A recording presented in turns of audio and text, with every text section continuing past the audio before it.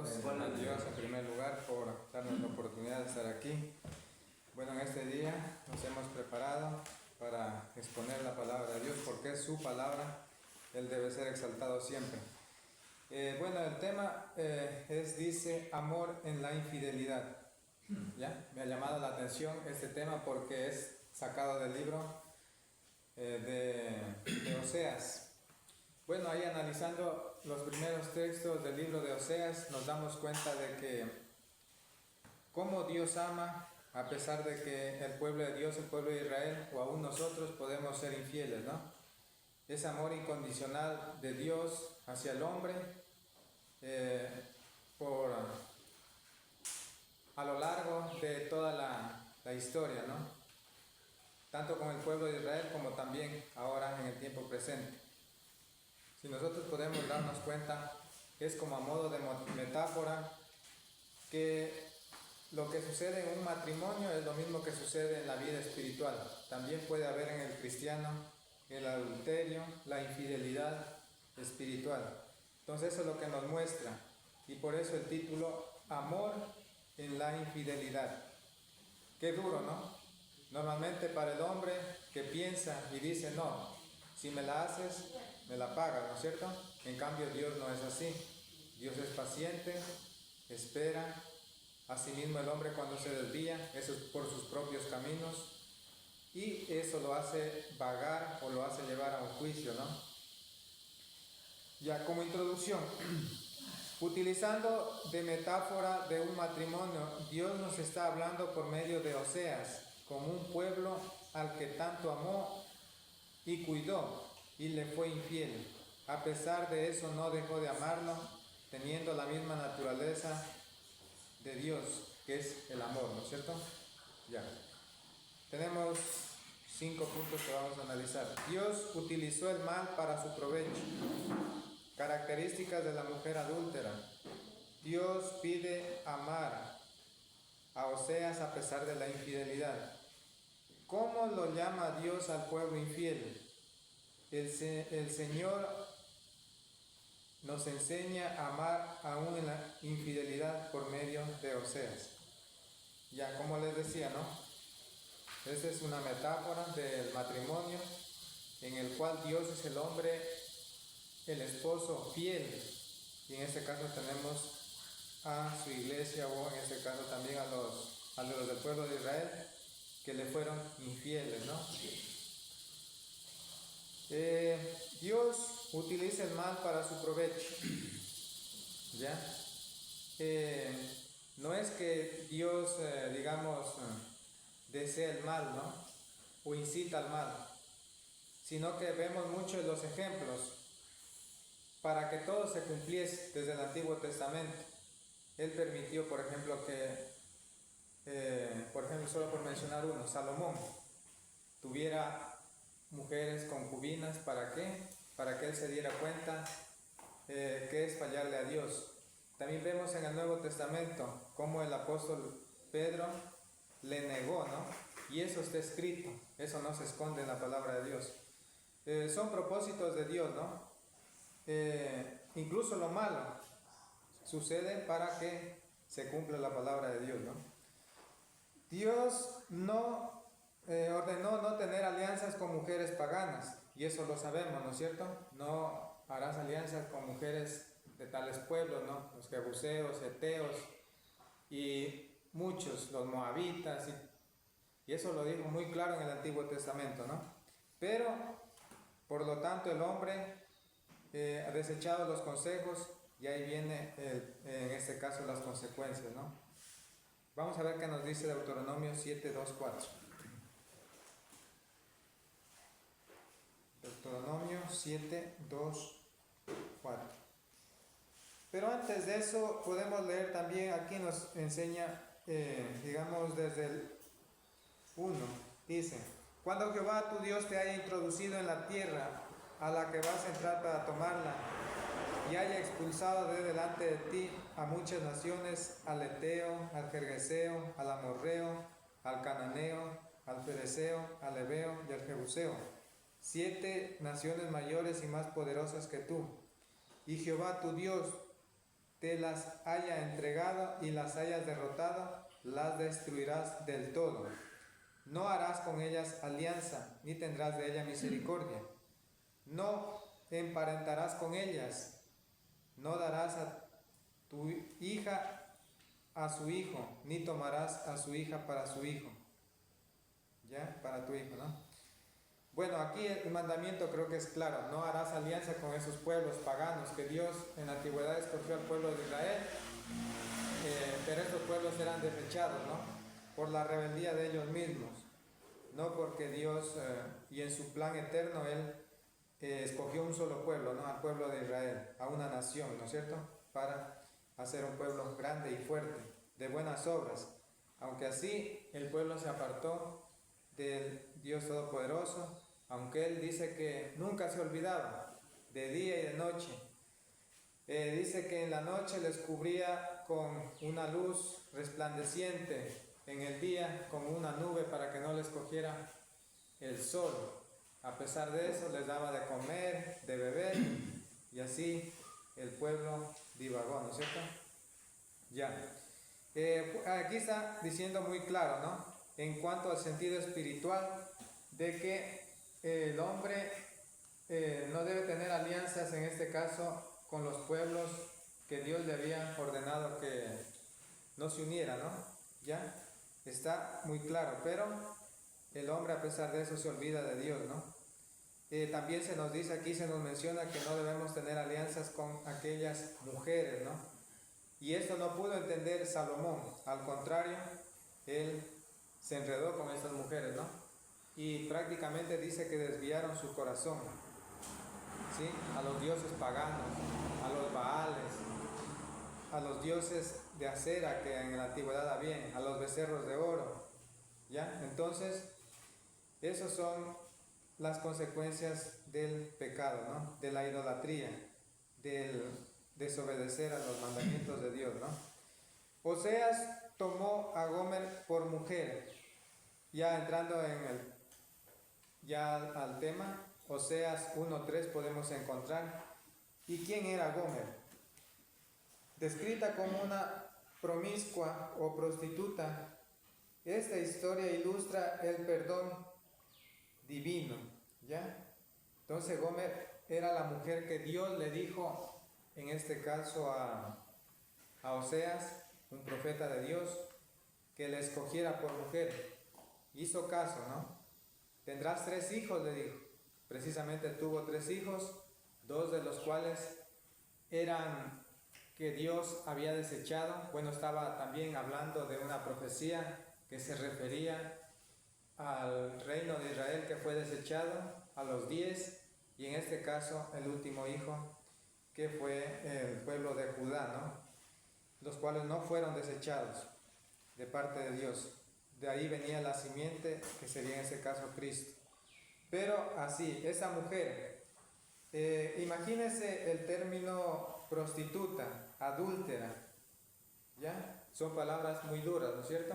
Es así como el hombre, cuando se aparta del Dios vivo y desobedece, viene a ser como que comete adulterio o fornicación espiritual, también nos dice aquí, ¿no? Ya, vamos a ver qué nos dice Oseas 1:3. Oseas 1:3. Fue pues y tomó a Gomer, hija de Diblaim, la cual concibió y le dio a luz un hijo. ¿Ya? Él obedeció al mandato de Dios, le dijo: toma a esta mujer, vas a tener 3 hijos, le dijo así. Y precisamente él obedeció el mandato de Dios. ¿Qué estaba ahí hablando? Era Dios por medio de Oseas, ¿sí? Como en este caso les decía, como a modo de metáfora, como él nos estaba explicando del verdadero amor que tiene Dios para con sus hijos, ¿no? Y del perdón divino, a pesar de que el hombre se aparte, ¿no? Ya. Oseas conocía perfecta la condición de esta mujer. Oseas 2:5. ¿Ya? Dice: pues su madre se prostituyó, los dio a luz, se deshonró, porque dijo, iré tras mis amantes que me dan mi pan y mi agua, mi lana y mi lino, mi aceite y mi bebida. Miren, el pueblo desobediente o el pueblo de Israel, a pesar de que recibió todas las cosas de parte de Dios, como les decía, antes les mencionaba, ¿no? Se apartó del Dios vivo y siguió y fue en busca de otros dioses.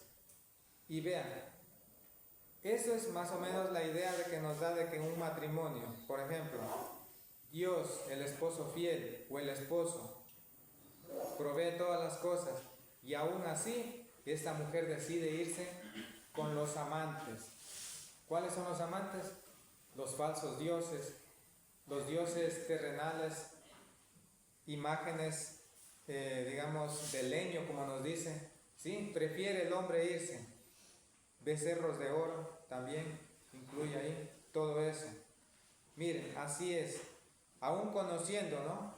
Pero este hombre, aunque la conocía a esta mujer, la recibió como su esposa, ¿no es cierto? Así es, miren, Dios tiene a su pueblo, Él es el esposo fiel, conoce la condición del hombre, el corazón del hombre. A pesar de eso, sigue amándolo. Y muchas de las veces, ¿por qué viene el castigo en los hijos de Dios? Por la desobediencia. Pero por eso les digo, y les decía desde el principio, de que el castigo es la consecuencia de desobedecer a los mandamientos de Dios. Claro que Dios lo permite, en cierto sentido, pero es para que se den cuenta y en la necesidad, en este caso, en la falta, ellos o nosotros nos acordemos de Dios. Solo por mencionar como el ejemplo del hijo pródigo o la parábola del hijo pródigo. El padre siempre estuvo esperándolo, contento, gozoso, ¿sí? A este hijo que se había apartado, ¿no? ¿Acaso lo desechó? No, en ningún momento. Más bien dice que cuando regresó lo esperó con un becerro gordo, dice, y se llenó de alegría. Es así mismo la condición del Dios. Él permanece fiel.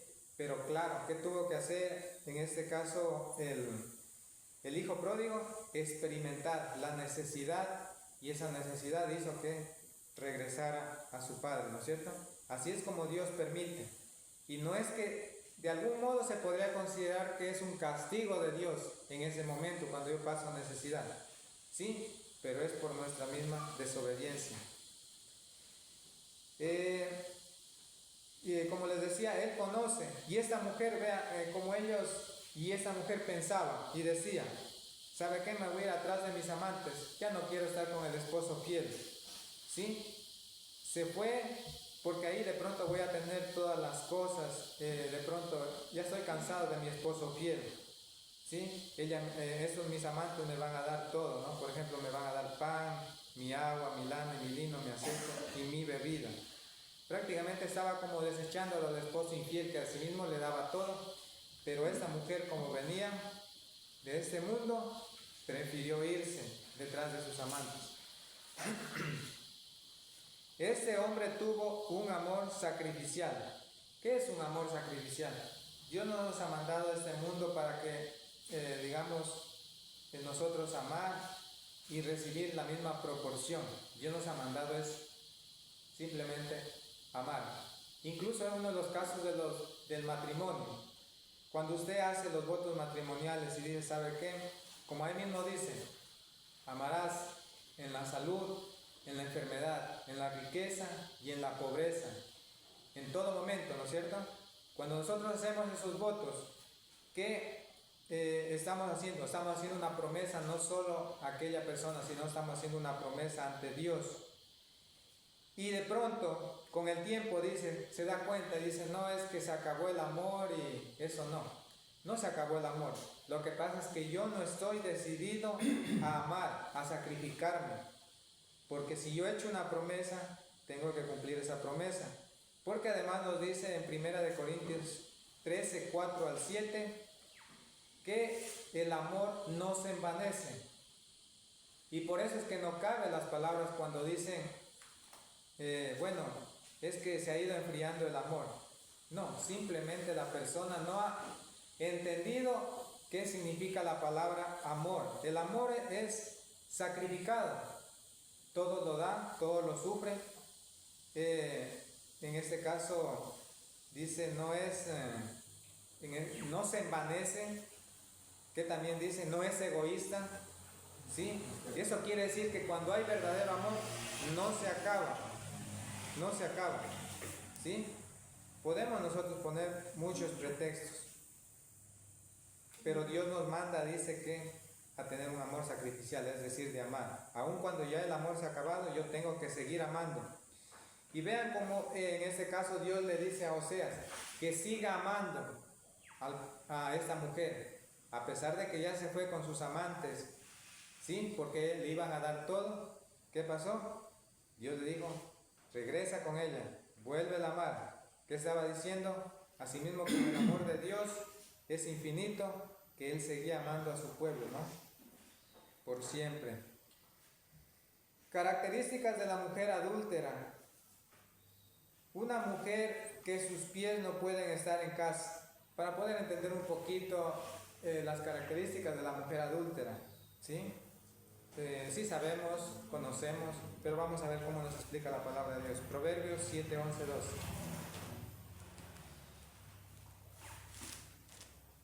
Proverbios 7, 11 y 12.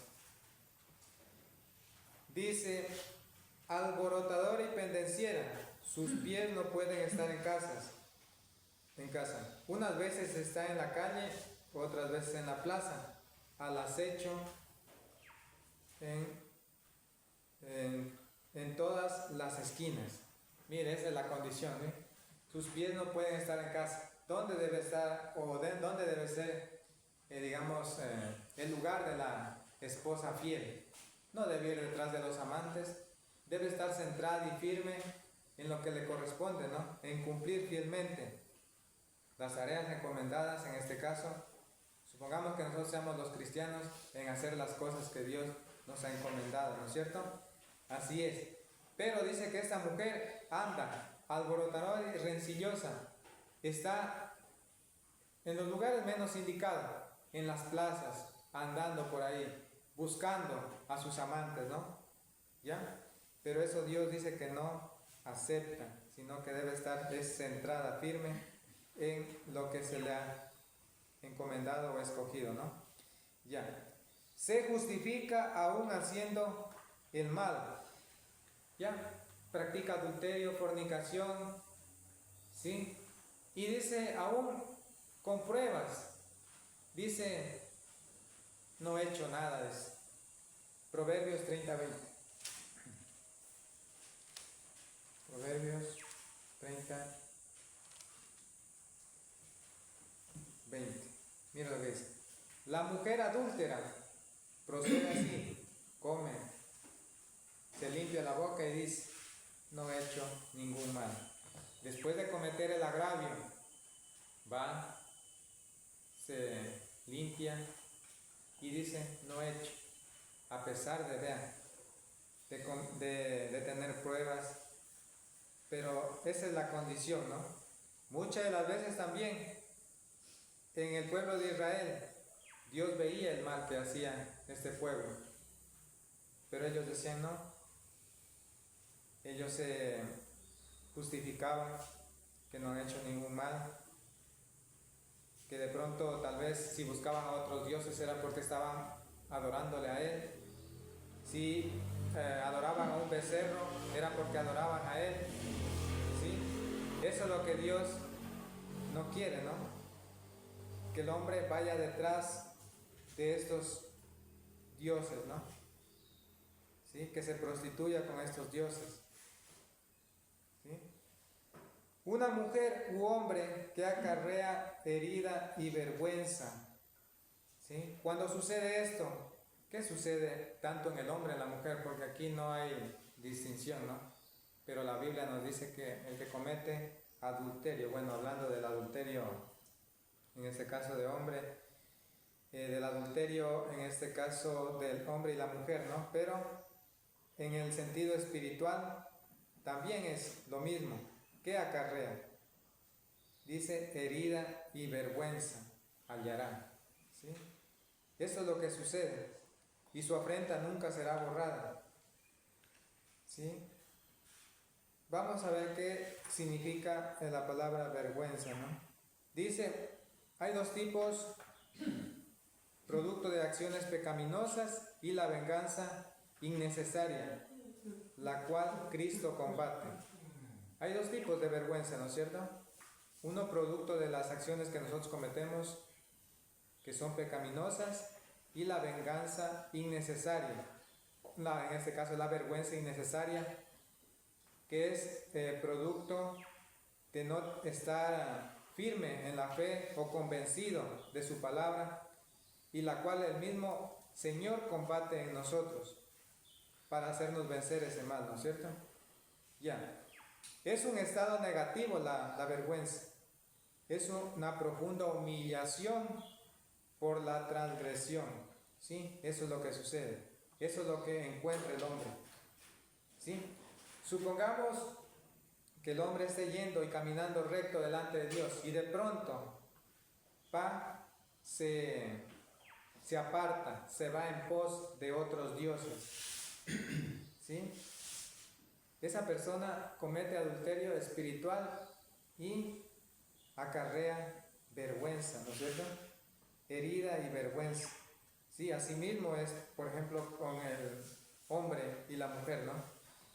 Cuando sucede esto, dice que acarrea herida y vergüenza. Es desleal con el compañero de su juventud. Eso hablando acerca del matrimonio entre un hombre y una mujer. ¿Sí? Vamos a ver qué nos dice Malaquías 2:14. Malaquías es un texto que no nos podemos perder porque se encuentra atrás de Mateo, en el Antiguo Testamento. Dice, más diréis, ¿por qué? Porque Jehová es testigo entre ti y la mujer de tu juventud, la cual ha sido desleal, aunque ella era tu compañera y la mujer de tu pacto. La palabra desleal, ¿sí? Es una palabra también fuerte, viene de infidelidad, desleal, sinónimo de adulterio, de fornicación, de separación, de traición, ¿no es cierto? Todo esto tiene un mismo sentido, ¿no? Lo que nos enseña aquí el libro de Oseas. Desleal, ¿no? La palabra que nos dice aquí, haciéndonos mostrar de que en el matrimonio el hombre deja a la esposa de su juventud, aunque ella era la mujer de la promesa y de la juventud, ¿no? Hemos sido desleales. Sí, en este caso, tanto el hombre a su esposa o la mujer a su esposo. En este caso, hablando ya espiritualmente, el cristiano, el lejos de Dios, ¿no? Dios pide amar a Oseas a pesar de la infidelidad. La naturaleza de Dios es amar incondicionalmente. Lo sabemos, ¿no es cierto? Sí, es el esposo fiel. Segunda de Timoteo 2:3. Vamos a ver qué nos dice Segunda de Timoteo 2:3.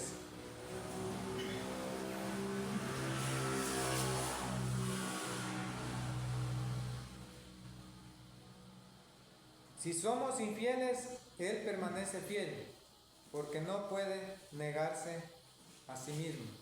Vean cómo es Dios, la condición de Dios, ¿no? Si nosotros le fallamos, le somos infieles, nos apartamos o simplemente renunciamos, dice que Él permanece fiel. Sí, Él nos está esperando. Así como Oseas esperó y volvió a amar a esta mujer, ¿no? ¿Ya? Dios es así. Por eso Dios nunca se aparta por su misericordia y bondad y por su promesa, ¿no? Dice, el Señor dijo, es más bienaventurado el que da que el que recibe, ¿no es cierto? ¿Qué Dios demanda de nosotros? ¿Y cuál es más dichoso? El que da amor. En este caso, Dios es una fuente de amor, ¿no es cierto?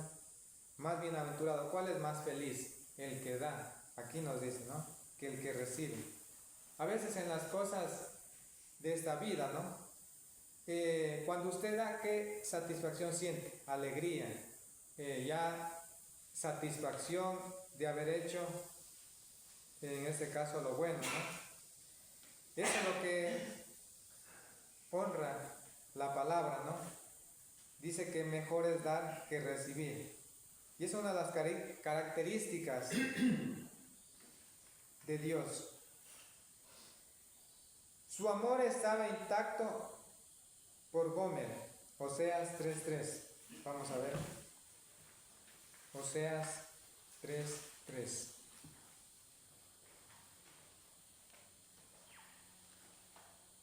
Oseas 3:3.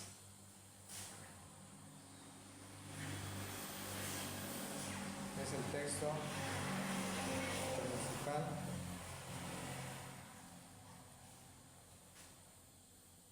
Oseas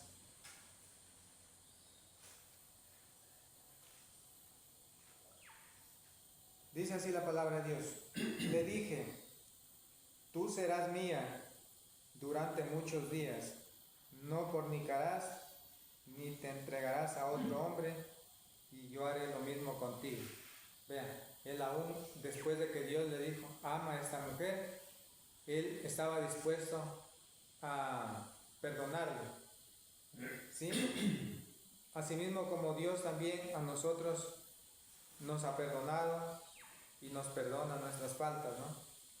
Él estaba dispuesto a hacer ese sacrificio y confiaba todavía en esa mujer, a pesar de que se había alejado de él, le era infiel, ¿sí? Él confiaba, decía que la iba a atraer, la iba a poner hermosa para él y ya nunca más se iba a alejar en ese caso, ¿sí? Como el esposo espera pacientemente la llegada de su amada, así es, ¿sí? El pueblo fue infiel, pero a pesar de eso, Dios, como dice que permanece fiel, Él estaba dispuesto, esperando todavía, si tal vez algún momento en la necesidad pudiera regresar a Él. Por eso les mencionaba la historia del hijo pródigo, ¿no es cierto? ¿Acaso Dios lo desechó a este hijo por el hecho de que abandonó, digamos en este caso, su hogar? No lo desechó, sino más bien lo estaba esperando pacientemente, ¿no? Y con ansias para perdonarla. Así es Dios con el pueblo de Israel y aún con nosotros. ¿Cómo lo llama Dios al pueblo infiel? Hay muchos términos que hemos podido encontrar. Miren, ser desleal, infiel, adúltero, fornicario, rebelde, ¿sí? La rebelde, como nos dice aquí, como lo fue el pueblo de Israel. La que fornicó con otros dioses, como nos dice, ¿sí? Vamos a ver qué nos dice Jeremías 3:8. Jeremías 3:8.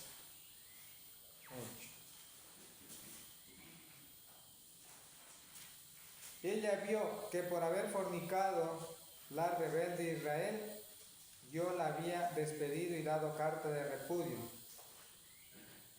Dice, pero no tuvo temor la rebelde Judá, su hermana, sino que también fue ella y fornicó. En este caso vamos a hacer un poquito de historia. Recordemos de que hubo un tiempo donde hubo la división del pueblo de Israel por la desobediencia de ellos, ¿no es cierto?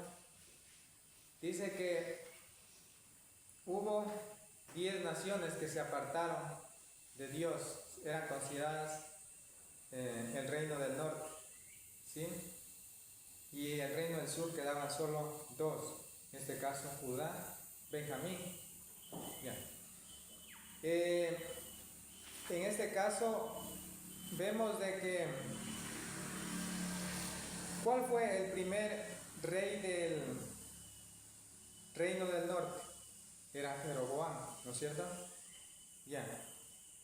Este hostigaba a Roboam a que, bueno, no hiciera tanta carga fiscal, se podría decir, porque era tema religioso, político.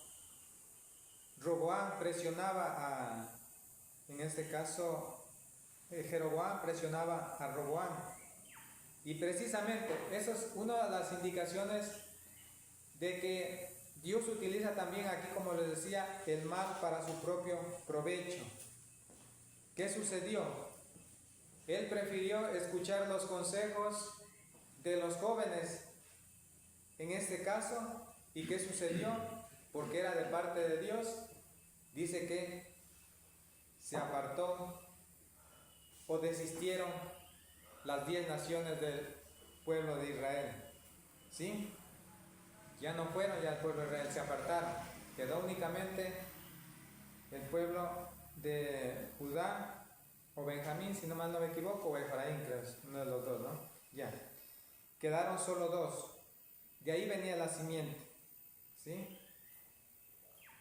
Roboam, como les decía, fue rey del sur de Judá, siguió el consejo de los jóvenes, lo cual no le llevaron nada bien, pero parte del propósito de Dios, a pesar de que eso lo permitió Dios, ¿para qué? Para que hubiera la división. Desde ahí se divide el pueblo. Pero aquí nos enseña en Jeremías, ¿qué nos dice? Que ni aún así Judá dejó de fornicar. También fue en pos de su hermana, ¿no? También a fornicar. ¿Sí? Es así. La rebelde la considera Dios, la que fornicó con otros dioses. Judá también. Pero a pesar de que Dios hizo la promesa, y de ahí vendría el Salvador del mundo, ¿no? En este caso Cristo. También les contaba yo que Dios las considera o nos considera. Miren, nos dice, una prostituta que seduce a la gente y destruye sus almas. Es así, el que se aparta de Dios, ¿no? Isaías 1:21. Isaías 1:21. ¿Cómo te has convertido en ramera, tú la ciudad fiel? Llena estuvo de justicia en ella, habitó la equidad, pero ahora la habitan los homicidas. Miren, era un pueblo fiel que Dios le escogió, ¿no es cierto? Pero ahora, ¿qué sucede? Ahora se ha llenado de pecado, como nos dice aquí. 1:21. Pero ahora la habitan los homicidas, como nos dice su palabra. En Oseas mismo también nos dice, ¿qué sucede en el corazón del hombre? No hay temor de Dios, nos dice el mismo Oseas, nos enseña que en el hombre, ¿qué es lo que hay? Miren, hay el perjurio, la mentira, el asesinato, el robo y el adulterio prevalecen y se comete homicidio tras homicidio. Miren, en el hombre no hay el temor de Dios. Dios ya lo sabía desde antes, ¿sí? Homicidio tras homicidio. Eso fue durante, en el tiempo de Israel, ahora aún más lo podemos ver, ¿sí? Esa es la inclinación del corazón del hombre, ¿no? También dice, un pueblo vacilante ante su presencia. ¿Qué es vacilar? Vacilar es estar entre dos dioses, estar con uno y un tiempo con otro. Sí, es un término también utilizado en jóvenes. ¿Sí? Ya, pero aquí nos dice, mire, la palabra Vacilar significa dudar en la fe, ya en el sentido espiritual, mostrando falta de firmeza en la fe del Hijo de Dios, estar entre dos pensamientos. Y estas palabras las dijo, si mal no me equivoco, Elías. Vamos a ver en Primera de Reyes 18:21. Primera de Reyes 18:21. Dice: entonces Elías, acercándose a todo el pueblo, dijo: ¿hasta cuándo vacilaréis vosotros entre dos pensamientos? Si Jehová es Dios, seguidle; si Baal, id en pos de él.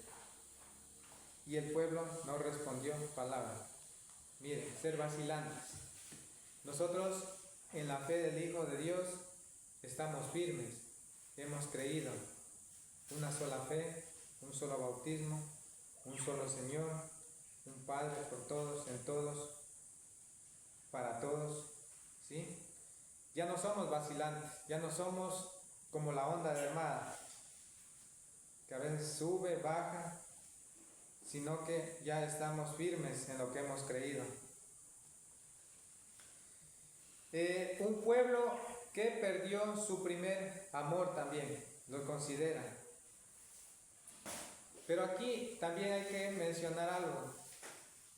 En este caso de la esposa, ¿no?, que se fue, pero ella después se dio cuenta por la necesidad, buscó a sus amantes porque le iban a dar todo, pero ella dijo: regresaré a mi esposo que ha estado ahí esperándome.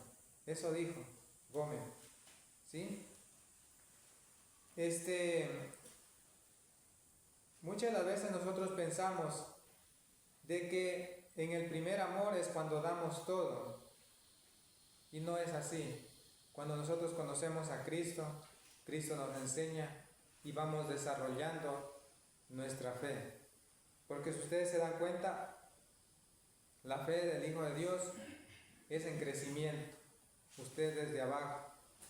Pero claro que nos enseña de que nosotros, cuando conocemos a Dios, estamos dispuestos con esas ganas, esa motivación, esas fuerzas de hacer todo lo que le agrada a Dios. Pero ese es el sentido que nos muestra aquí Apocalipsis 2:4, ¿no? De regresar y que hemos perdido al primer amor. El amor como al comienzo en el matrimonio.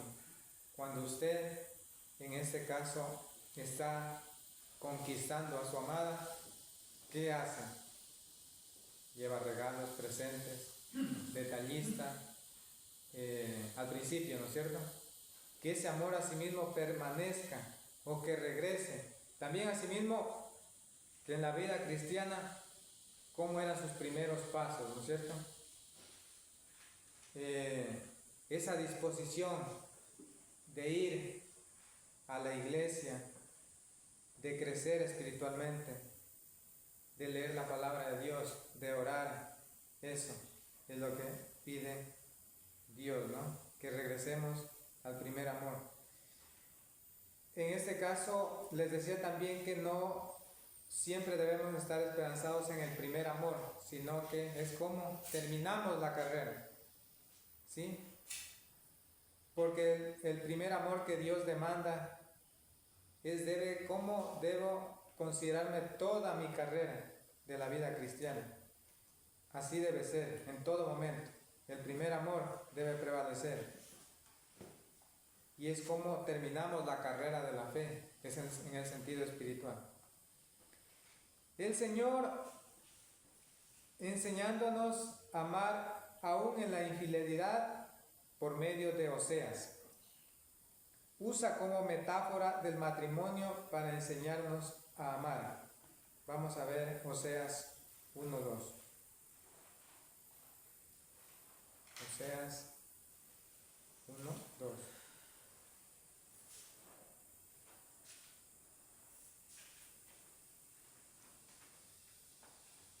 Dice: comienzo de la palabra que Jehová habló por medio de Oseas. Dijo Jehová a Oseas: ve, toma por mujer a una prostituta y ten hijos de prostitución con ella, porque la tierra se prostituye apartándose de Jehová.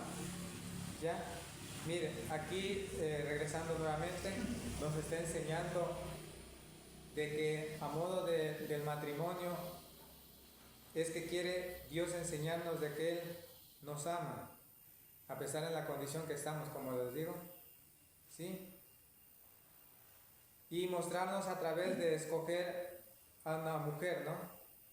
En este caso, de esta condición, para enseñarnos a amar y acerca del perdón divino, ¿no? Que solo proviene de Dios. Dios enseña a amar una y otra vez. Oseas 3:1. Me dijo otra vez Jehová, ve y ama a una mujer amada de su compañero, adúltera. Así ama Jehová a los hijos de Israel, aunque ellos se vuelvan a dioses ajenos y aman las tortas de pasas. ¿Sí? Aquí nos está indicando, ama otra vez, le dijo Dios, en este caso a Oseas, a tu esposa que te fue infiel, así como Jehová ama al pueblo de Israel, a pesar de que ha escogido lo mejor, se ha apartado, ido detrás de dioses, ¿no? Ajenos. Ya, ama. No solo una, 2, 70 veces 7 si es posible. Su amor es permanente, pero el pueblo se perderá por sus consejos. ¿Sí? Como les decía, ¿no? El ejemplo del hijo pródigo para entenderlo mejor. El ejemplo del pueblo de Israel. El hecho de que era el Dios de ellos. Nunca dejó de ser Dios, aun cuando ellos iban atrás de otros dioses, en este caso terrenales. No dejaba de ser su padre, su cuidador, su guía. Fue en todo momento. ¿Sí? Pero ellos, ¿qué eran?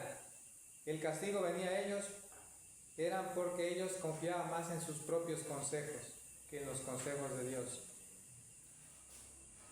Pero al final Dios, paciente, esperándolos que regresen para perdonarles, como es la característica principal de Dios, ¿no? A pesar de la obstinación, Dios no abandona a su pueblo. Oseas 2, 13, 15. Le castigaré por los días en que quemaba incienso a los Baales, se adornaba con sortijas y collares y se iba tras sus amantes, olvidándose de mí, dice Jehová.